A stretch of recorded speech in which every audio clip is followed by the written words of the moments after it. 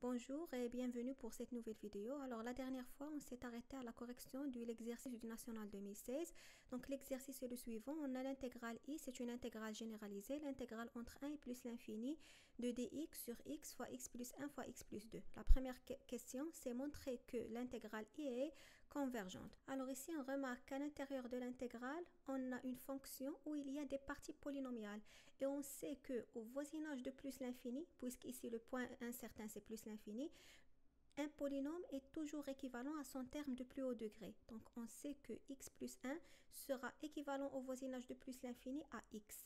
X plus 2 sera aussi équivalent au voisinage de plus l'infini à x. Donc le produit sera équivalent à x au carré. Si je multiplie par x, je vais trouver que x fois x plus 1 fois x plus 2 sera équivalent à x à la puissance 3. Et puis je passe à l'inverse pour trouver que la fonction est équivalente à 1 sur x à la puissance 3. On a ici une équivalence, donc je vais appliquer le critère d'équivalence. On sait que cette intégrale est convergente parce que alpha égale à 3 supérieur strict à 1, c'est une intégrale de Riemann.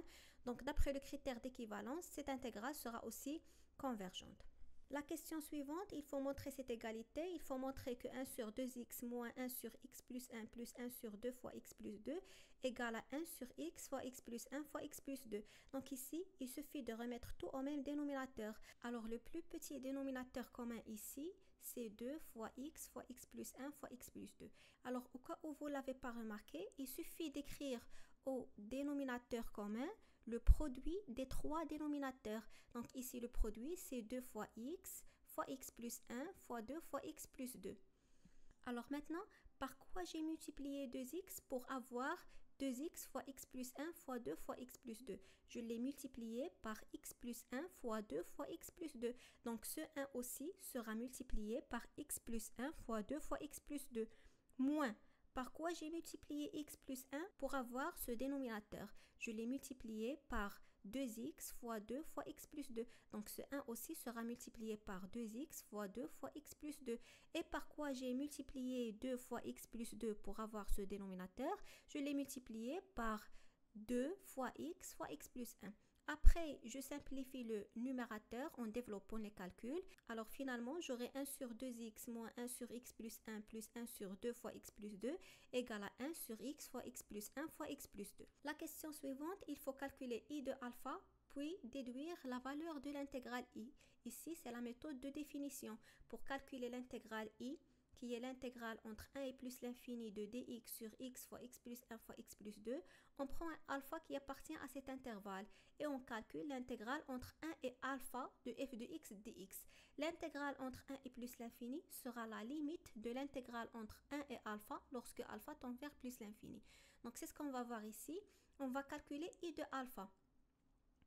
I de alpha, c'est l'intégrale entre 1 et alpha de dx sur x fois x plus 1 fois x plus 2. On a déjà la décomposition de ce terme. On sait que ce terme égale à 1 sur 2x moins 1 sur x plus 1 sur 2 fois x plus 2. Maintenant, ça devient plus facile de calculer la fonction primitive. Alors, on a 1 sur 2 fois 1 sur x. La primitive de 1 sur x, c'est ln de valeur absolue de x. La primitive de 1 sur x plus 1, c'est ln de valeur absolue de x plus 1. Et la primitive de 1 sur x plus 2, c'est ln de valeur absolue de x plus 2. Ici, on peut enlever les valeurs absolues parce que les valeurs qu'on a ici à l'intérieur de ln sont toujours positives. Pourquoi? Parce que x appartient à l'intervalle 1 plus l'infini. X est supérieur à 1. Donc x ici est positif, x plus 1 est positif, x plus 2 est positif. Maintenant, j'ai plusieurs fonctions ln dans la fonction primitive. Alors pour faciliter les calculs, on va essayer de les écrire en une seule fonction ln en utilisant les propriétés de la fonction ln. On sait que a fois ln de b égale ln de b à la puissance a. Donc ici 1 sur 2 fois ln de x sera ln de x à la puissance 1 sur 2 qui est exactement ln de racine x. De même ici, on aura ln de racine de x plus 2. Et puis ln de a moins ln de b, c'est ln de a sur b. Et ln de a plus ln de b, c'est ln de a fois b. Donc finalement, on aura ln de racine de x fois x plus 2 sur x plus 1 entre 1 et alpha. Je calcule. Donc i de alpha égale ln valeur absolue de alpha fois alpha plus 2 sur alpha plus 1 moins, je remplace ici le x par 1 ln de racine de 3 sur 2. Alors pour calculer i, par définition, i c'est la limite de i de alpha lorsque alpha tend vers plus l'infini. Donc i c'est la limite de cette quantité-là. Alors si on essaie de calculer la limite de ce qui est à l'intérieur de ln, on a un polynôme sur un polynôme. C'est la limite du terme de plus haut degré sur le terme le plus haut degré. Le terme de plus haut degré ici, c'est alpha au carré. Si j'applique la fonction racine, on aura alpha. Ici, c'est alpha. Alpha sur alpha, c'est 1. Ln de 1, c'est 0. Donc, il va me rester i égale à moins ln de racine de 3 sur 2. Alors, la question suivante, étudier la nature de l'intégrale a. Alors ici, pour étudier la nature de l'intégrale a, on peut utiliser la méthode de définition, calculer cette intégrale. Si cette intégrale égale à une valeur, alors l'intégrale est convergente. Si c'est égal à plus l'infini ou bien moins l'infini, alors l'intégrale est divergente. Par contre, ici, la question, c'est trouver la nature, c'est pas calculer l'intégrale. Donc, on peut juste utiliser les critères de convergence pour montrer que cette intégrale est convergente sans calcul. Donc, en général, quand j'ai à l'intérieur de l'intégrale exponentielle quelque chose qui tend vers moins l'infini, je pense automatiquement aux critères de Riemann au voisinage de plus l'infini. Pourquoi ici je dis que exponentielle quelque chose qui tend vers moins l'infini? Parce que le point incertain ici, c'est plus l'infini. Lorsque x tend vers plus l'infini, moins x tend vers moins l'infini. Donc on a bel et bien exponentielle quelque chose qui tend vers moins l'infini. En général, la limite de exponentielle, quelque chose qui tend vers moins l'infini fois un polynôme quelconque, sa limite est toujours égale à 0. Donc, il va me rester à justifier cette limite en utilisant les limites usuelles. Alors, puisque je sais que la limite de x à la puissance alpha fois exponentielle moins x sera égale à 0, il suffit de choisir un alpha qui est supérieur strict à 1 pour appliquer le critère de Riemann. Donc ici, j'ai choisi alpha égale à 2. J'ai calculé la limite de x au carré fois exponentielle moins x lorsque x tend vers 0 en utilisant un changement de variable. Ici, il faut faire les calculs en utilisant le changement de variable t égale à moins x pour se ramener à cette limite usuelle.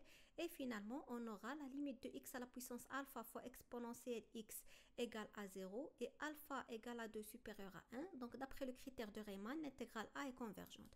Alors, la question suivante, c'est chercher la nature de l'intégrale b. Donc, pour chercher la nature de l'intégrale b en utilisant les critères de convergence, tout d'abord, je dois identifier le point incertain. Alors, pour identifier le point incertain, il suffit de remplacer ici dans la fonction le x par 1 et le x par 4. Si je remplace x par 4, je vais obtenir 1 sur 4 fois racine de 3. C'est un réel qui existe bien. Par contre, si je remplace x par 1, je vais avoir 1 sur 0. 1 sur 0, ça n'existe pas, donc le point incertain, c'est 1. Alors, pour trouver la nature de b, il faut trouver une fonction qui est équivalente à cette fonction au voisinage du point 1 ou bien une fonction qui est négligeable devant cette fonction au voisinage du point 1. Alors, pour ce faire, je vais écrire f de x égale 1 sur x fois racine de x moins 1. Et je vais essayer d'écrire cette fonction en produit de plusieurs fonctions. Ici, j'ai écrit f de x égale à 1 sur x fois 1 sur racine de x moins 1.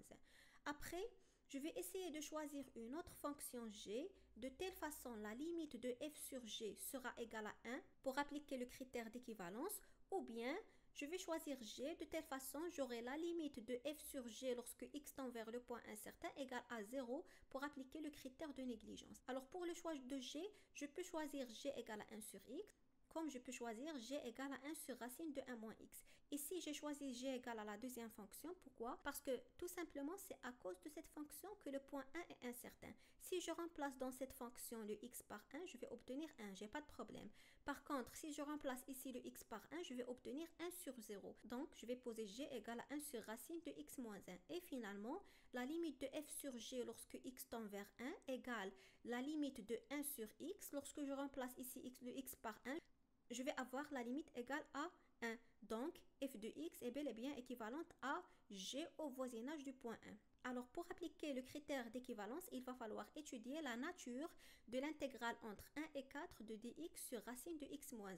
Ça, c'est une fonction qui est usuelle. Je peux utiliser cette propriété. L'intégrale de f' fois f à la puissance n égale 1 sur n à la plus 1 fois f à la puissance n plus 1. Donc, je peux utiliser cette propriété pour calculer cette intégrale en utilisant la méthode de définition. C'est-à-dire, je vais prendre un point t qui appartient à l'intervalle 1, 4. Je vais calculer l'intégrale entre t et 4 de f de x dx.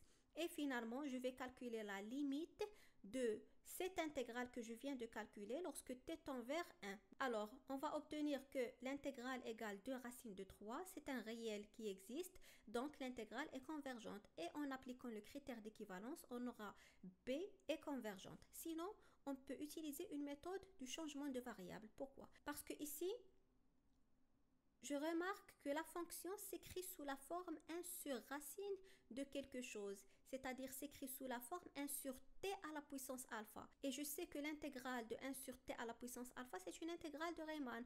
Donc, pour me ramener à des intégrales de Riemann, il suffit de poser t égale à x moins 1. Si je pose t égale à x moins 1 en changement de variable, il faut changer les bornes et il faut changer dx en fonction de dt. Donc, si t égale à x moins 1, alors dx égale à dt.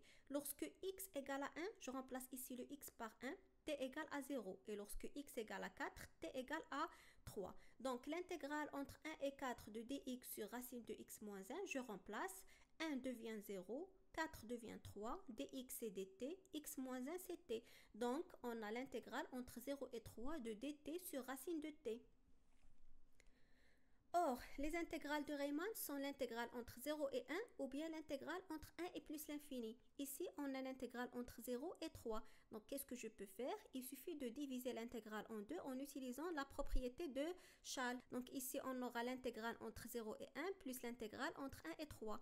La première intégrale est convergente parce que c'est une intégrale de Riemann, alpha égale à 1 sur 2 qui est inférieure strict à 1.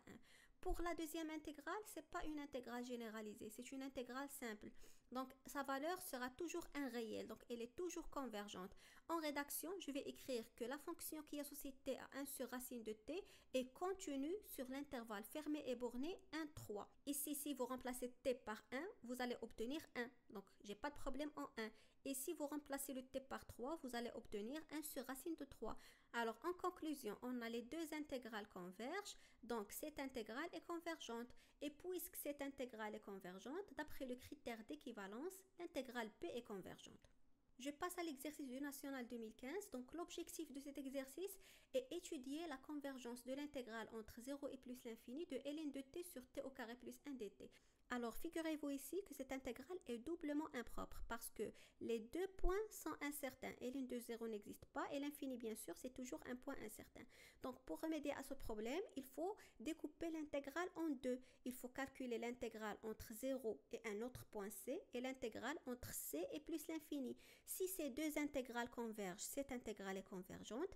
Et si au moins une de ces deux intégrales diverge, cette intégrale est divergente. C'est ce qu'on a fait dans cet exercice. On a divisé l'intégrale en deux et au lieu de trouver directement la nature de l'intégrale entre 0 et plus l'infini, on va chercher la nature de l'intégrale entre 0 et 1, puis la nature de l'intégrale entre 1 et plus l'infini pour finalement déduire la nature de l'intégrale entre 0 et plus l'infini. Alors, on commence par la première question. Il faut calculer l'intégrale entre 0 et 1 de ln de t dt. Pour cela, on va calculer l'intégrale entre x et 1 de ln de t dt en utilisant l'intégration par partie. Alors ici, on a le produit de deux fonctions de nature différente. La première fonction, c'est 1, c'est une fonction polynomiale. La deuxième fonction, c'est ln. La première fonction qui apparaît dans Alp, c'est ln. Donc, je vais écrire u égale à ln de t et v' égale à 1. Alors, u' égale à 1 sur t et v égale à t. L'intégrale entre x et 1 de ln de t dt, c'est u fois v moins l'intégrale de u' fois v. Ça sera t fois ln de t moins l'intégrale de 1 sur t fois t.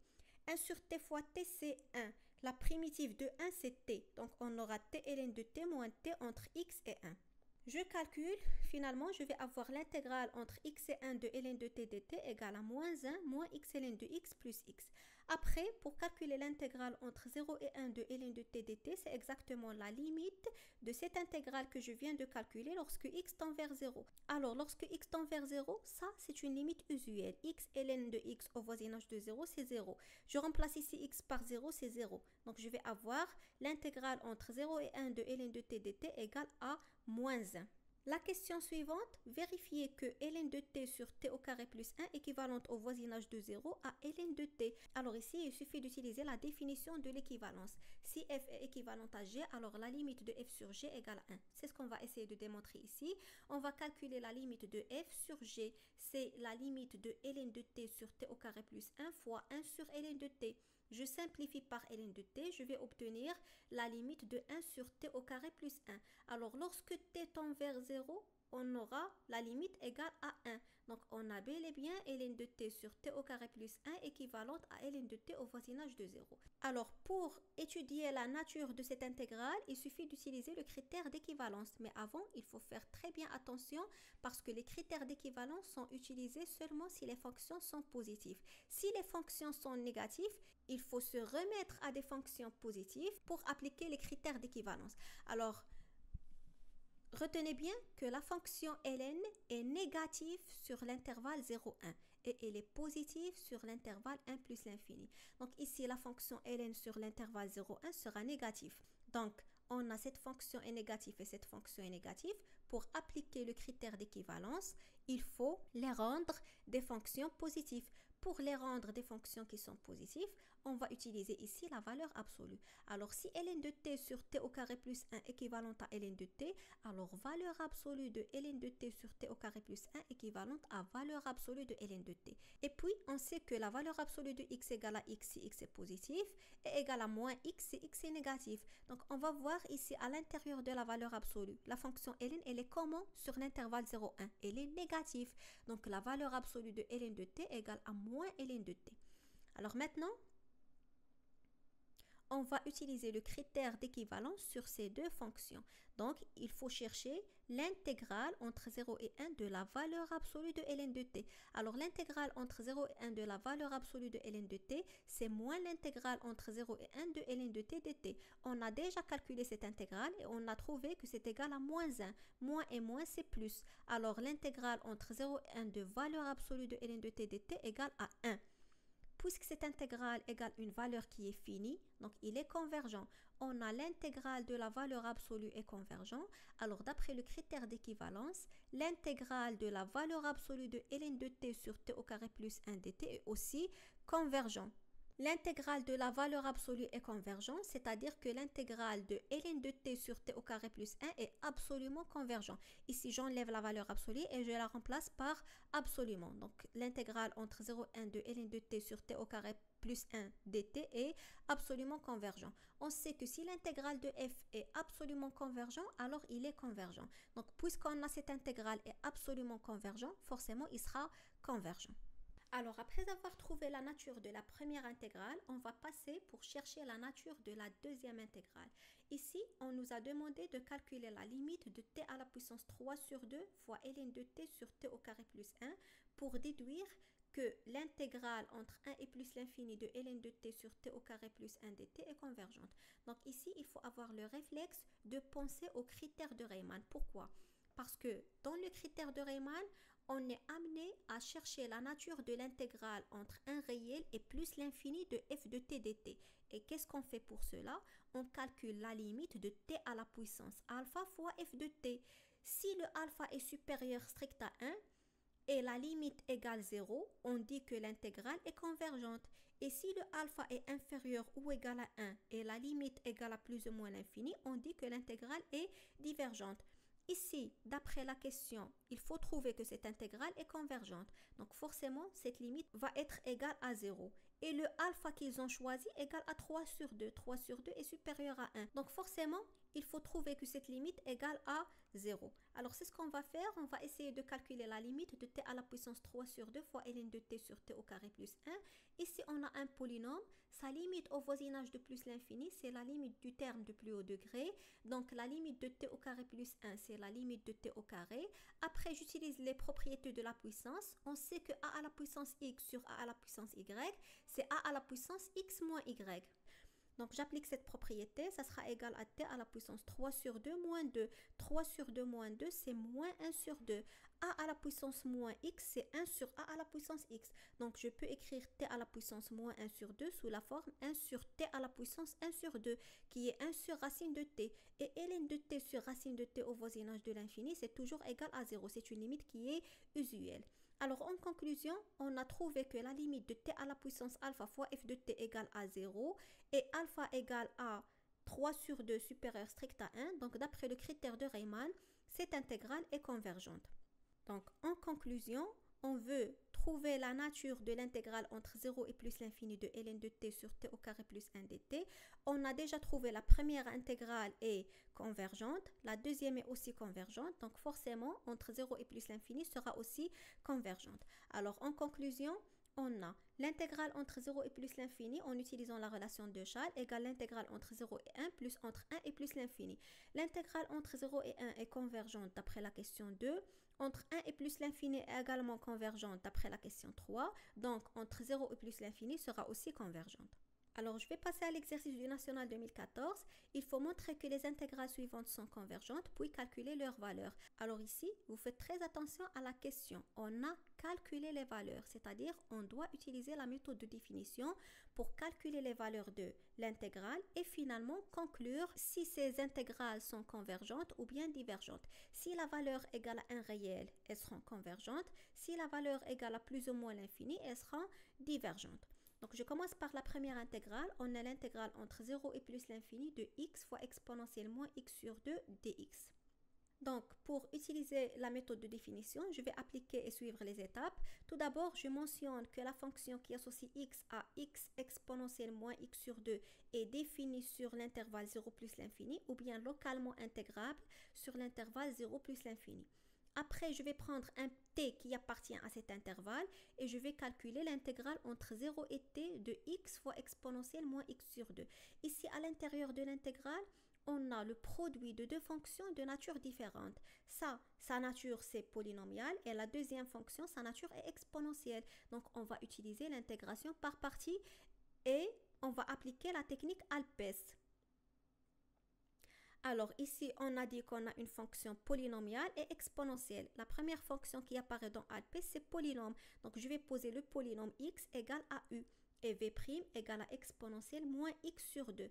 Alors u' égale à 1 et la primitive de v', la primitive de exponentielle moins x sur 2, c'est exponentielle moins x sur 2 sur moins 1 sur 2. Parce qu'on sait que la fonction primitive de exponentielle ax, c'est exponentielle ax sur a. Ici, on a a égale à moins 1 sur 2, qui est égal à moins 2 fois exponentielle moins x sur 2. Finalement, l'intégrale entre 0 et t de x exponentielle moins x sur 2, c'est u fois v moins l'intégrale de u' fois v. Donc, c'est moins 2 fois x fois exponentielle moins x sur 2 entre 0 et x, moins, avec ce moins, ça sera plus 2 fois l'intégrale de ça fois ça. Donc, fois l'intégrale de exponentielle moins x sur 2. Et l'intégrale de exponentielle moins x sur 2, on vient de le calculer ici, c'est moins 2 exponentielle moins x sur 2. Donc, moins 2 fois 2, ça sera moins 4 exponentielle moins x sur 2. Maintenant, je fais l'application numérique. Remarquez bien que je n'ai pas fait ici l'application numérique avant de trouver la fonction primitive tout entière. Comme ça, je ne vais pas me tromper dans les calculs. Alors, une fois que je fais l'application numérique, je vais calculer a. A, c'est la limite de cette quantité lorsque t tend vers plus l'infini. Alors, lorsque t tend vers plus l'infini, on a moins t sur 2 tend vers moins l'infini.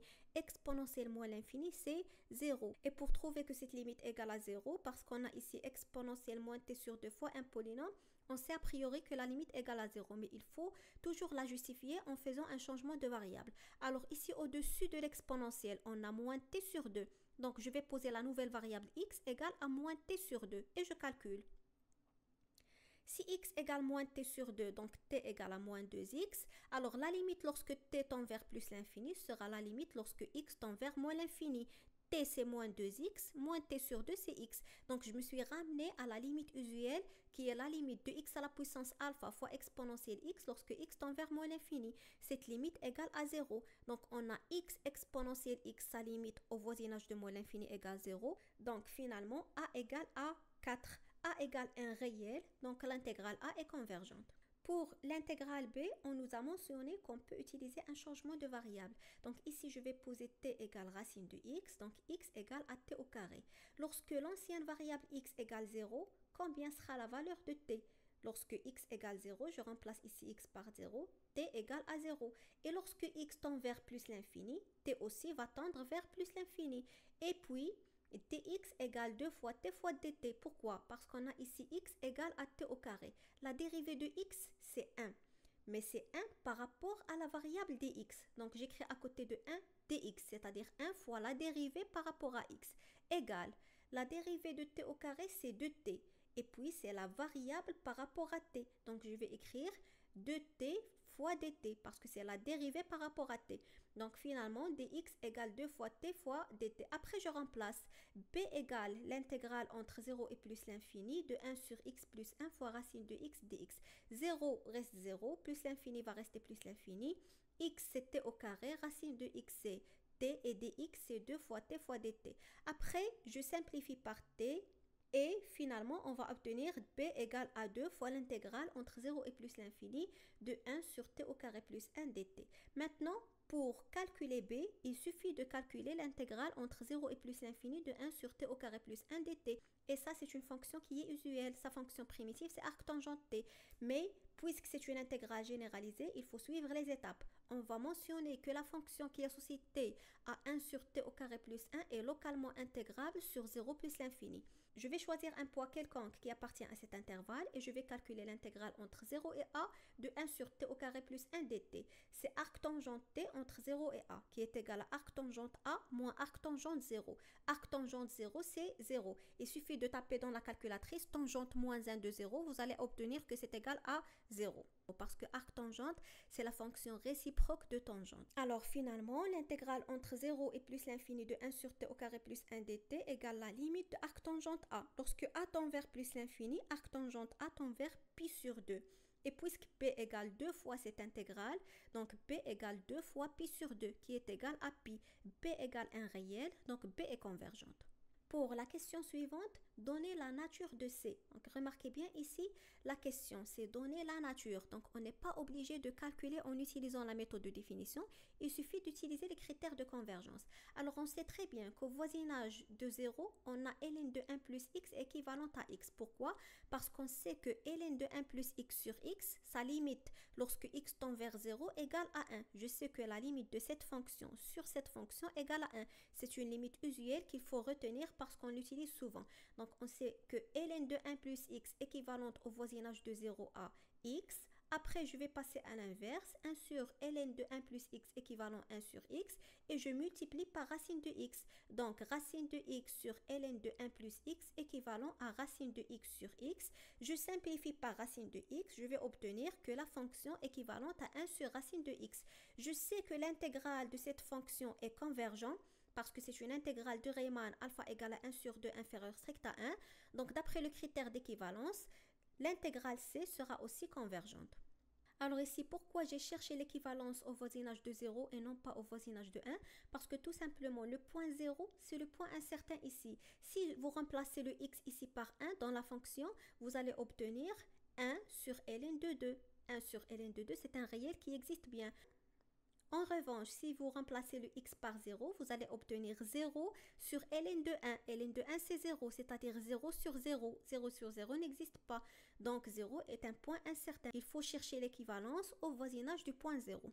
Et en général, quand vous remarquez que vous avez ln de 1 plus quelque chose qui tend vers 0, automatiquement pensez à l'équivalence. Ln de 1 plus quelque chose qui tend vers 0 sera automatiquement équivalente à cette quantité qui tend vers 0.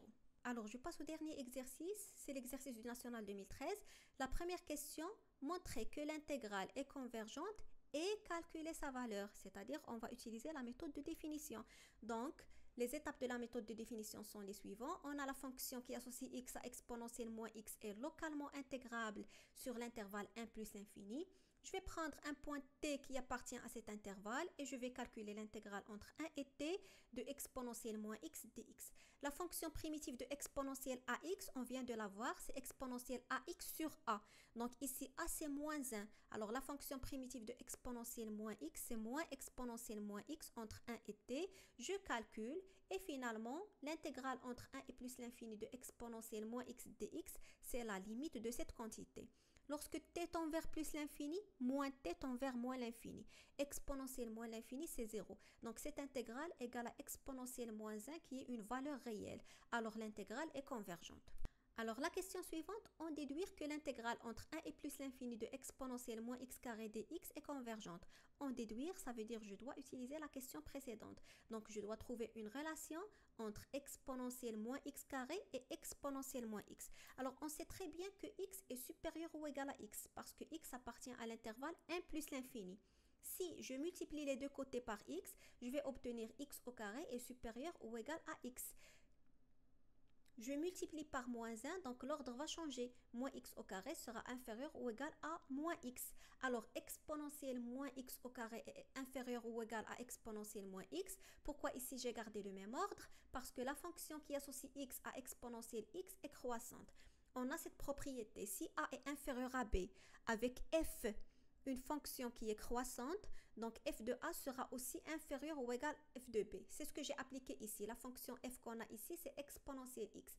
Donc, puisque moins x au carré est inférieur ou égal à moins x, exponentielle moins x au carré sera aussi inférieur ou égal à exponentielle moins x parce que la fonction est croissante. Alors, j'ai obtenu ici une comparaison. Donc, il suffit d'appliquer le critère de comparaison pour déduire la nature de cette intégrale. On a l'intégrale entre 1 et plus l'infini de exponentielle moins x dx. On vient de trouver que c'est une intégrale qui est convergente.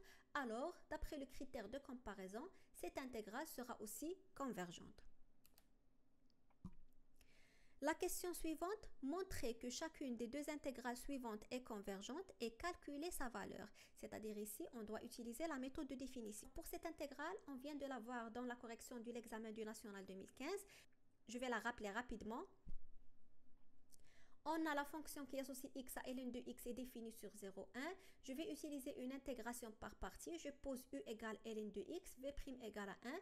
Donc u' égale 1 sur x et v égale à x. L'intégrale entre t et 1 sera égale à u fois v moins l'intégrale de u' fois v qui est égale finalement à moins 1 moins t fois ln de t plus t. Après, l'intégrale entre 0 et 1 sera égale à la limite lorsque t tend vers 0 de moins 1 moins t fois ln de t plus t qui est égal à moins 1. Donc, je peux déduire que l'intégrale i est convergente. Pour la question suivante, on a j égale l'intégrale entre 0 et 1 de x au carré sur racine de 1 moins x au carré dx. On a un changement de variable qu'on peut utiliser, x égale à sinus t. Alors, on vient de dire qu'en changement de variable, il faut faire apparaître 3 points. Le premier point, c'est lorsque l'ancienne variable égale la borne inf. Le deuxième point, c'est lorsque l'ancienne variable égale à la borne sup. Et le troisième point, c'est dx en fonction de dt. Alors, lorsque x égale à 0, quelle sera la valeur de t? Sinus 0 égale 0. Donc, lorsque x égale 0, forcément t égale à 0. Et lorsque x égale à 1, on sait que sinus pi sur 2 égale à 1. Donc, t sera égal à pi sur 2 parce que t appartient à l'intervalle 0 pi sur 2. Et dx, la dérivée de x c'est 1 dx, la dérivée de sinus t c'est cosinus t fois dt. Donc dx égale cosinus t fois dt. Après je remplace l'intégrale entre 0 et 1 de x au carré sur racine de 1 moins x au carré. 0 ça reste 0, 1 ça devient pi sur 2, x c'est sinus t, dx c'est cosinus t fois dt. Maintenant je vais simplifier en utilisant les propriétés des fonctions trigonométriques. Alors sinus t au carré je le laisse tel qu'elle est, 1 moins sinus t au carré c'est exactement cosinus t au carré. Pourquoi? Parce que je sais que cosinus x carré plus sinus x au carré égale à 1. Racine de cosinus t au carré, normalement c'est la valeur absolue de cosinus t. Mais regardez ici sur le cercle trigonométrique. L'axe des abscisses, c'est l'axe des cosinus. Et l'axe des ordonnées, c'est l'axe des sinus. Alors ici, lorsque l'angle varie entre 0 et pi sur 2, quel est le signe de cosinus? Le cosinus, il est toujours positif. Donc, entre 0 et pi sur 2, cosinus est toujours positif. Donc, valeur absolue de cosinus t sera exactement cosinus t fois cosinus t dt, je simplifie, il va me rester sinus t au carré dt. Maintenant, je passe à la linéarisation en utilisant cette propriété.